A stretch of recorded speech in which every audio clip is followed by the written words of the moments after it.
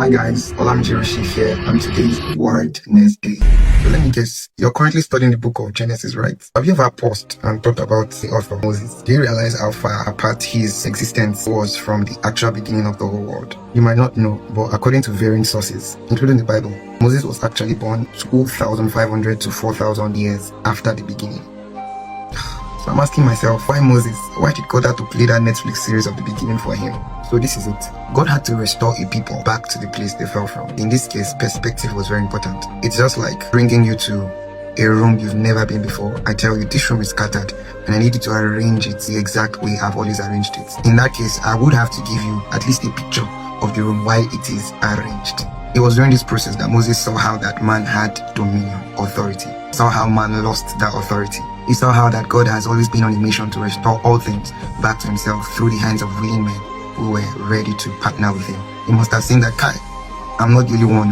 In fact, I'm not the first. I was only numbered among a long chain of saviors. Interestingly, it's the same case today. God is still on a mission to restore all things back to himself, and he's still looking out for men that will be willing to partner with him. But the question is, how many of these men, how many of us men are willing to go back on a journey to the beginning? What is the beginning? Or should I say, who is the beginning? In the beginning was the Word. The Word was with God, and the Word was God. So God is speaking to us as ministers of restoration and reconciliation. He's saying, allow me to take you to the beginning. Allow me show you how it has always been. The world was framed by the Word. So imagine trying to change the world without the Word. Is that not fraud?